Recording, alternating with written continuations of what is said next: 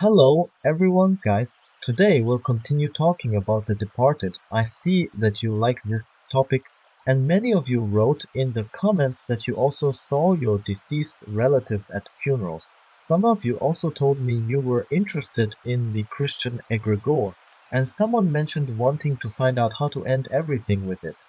There was also a request to talk about the baptism ritual, what it is, what's done there, and so on. I've noticed a lot of interest in this egregore topic.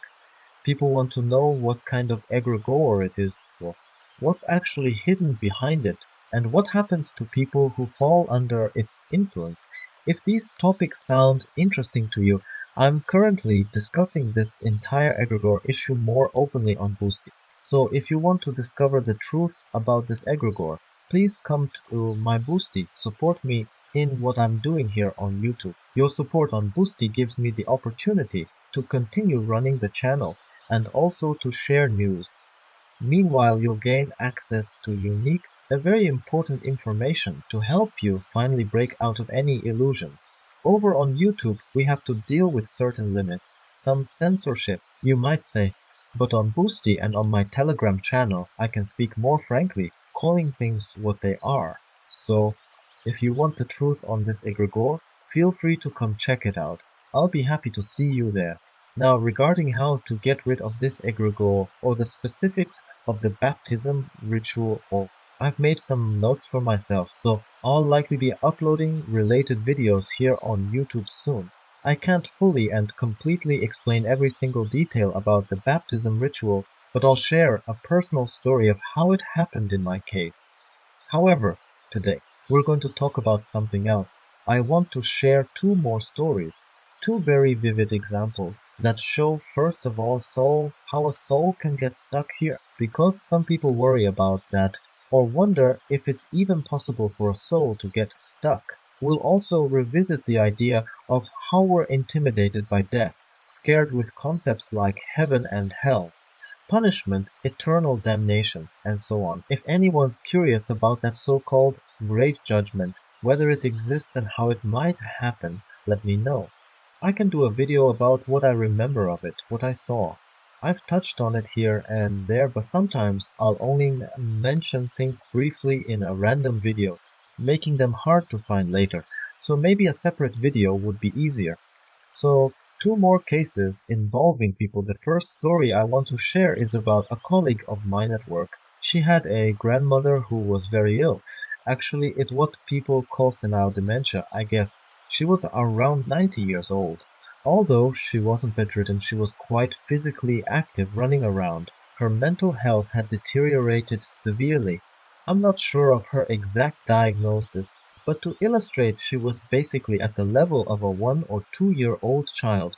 She'd soil herself, smear feces on the wall, get destructive or break things. She had zero awareness of who she was or what she was doing. She wasn't truly living, but she wasn't dying either. I remember, on that particular day, my colleague shared the situation with us, how it had been going on for years. I felt curious about the grandmother's soul. I could tell that this soul needed to leave, that it was time. But it was obviously afraid. Something was holding it here. The energy link was strong. I tuned in, checking her on a subtle level, and I saw that she was terrified of death. Terrified there might be nothing beyond it. This was a Soviet-era mindset, no religion, no deeper concept of what happens after death, and just science so on. So she had no real notion of an afterlife. Her consciousness and subconscious were clutching onto life out of fear that death meant the end. Even though her soul itself absolutely knew what to do, where to go, these energy connections were broken, so that knowledge didn't reach her conscious mind or body. She was stuck in this limbo, neither fully alive nor passing on. I rarely interfere, but I felt I had to. So I spoke to her telepathically, speaking to her consciousness, her subconscious, her soul, sending a wave of energy, telling her there's nothing to be afraid of, that we continue after death, that death isn't final. I showed her, in a sense, what lies beyond. That's all I could do in that moment. About a month later, my colleague came in looking happy, saying, "Oh, tomorrow it's going to be 40 days since Grandma passed. I was like, oh, so apparently Grandma had passed away just a couple of days after I sent her that message. My colleague had previously said, we're all so exhausted. Grandma's been like this for 5 years. The doctors say physically she's fine, but mentally she's not. So I realized that the soul had finally stopped being scared and moved on. That's one example of how intense fear of death, fear of what's next, can keep someone stuck in a miserable state of not dying but not truly living either.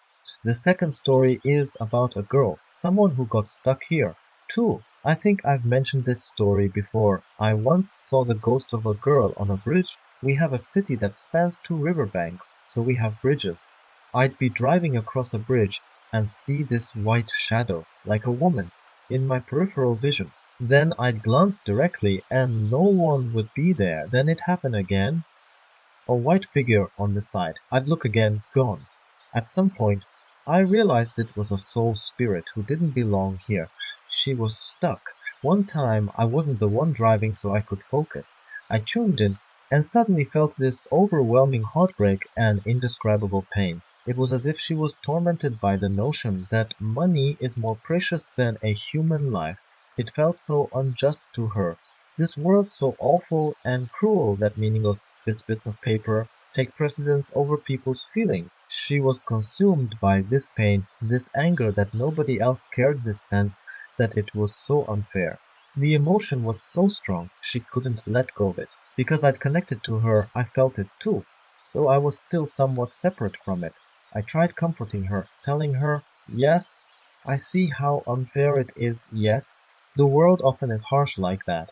At the same moment, my husband, who was in the car, suddenly began to feel terrible and started crying out of nowhere. He didn't know what was happening to him. He just said, I feel like crying. I'm overwhelmed. Because my aura was in sync with hers and his aura was in sync with mine, he ended up absorbing some of those emotions secondhand. He didn't realize they weren't his own feelings, so he ended up panicked and miserable. That's why I often say, if you want to see the subtle plane, be careful. It's not all daisies and sunshine. Sometimes it's a lot of emotional turmoil. Anyway, I found out sometime later that the girl on the bridge had taken her own life. She had debts, collectors were after her, she couldn't keep up, and at some point, her mind just snapped. She parked in the middle of the bridge, got out, and jumped. She was trapped, not because everyone who ends their life gets stuck, but because of her severe emotional trauma at the soul level. People often ask what happens to those who leave by their own choice. The Christian Egregore says it's a big sin and they won't be buried properly. Some believe such souls suffer. In reality, though, it's not that they're automatically left out of up there.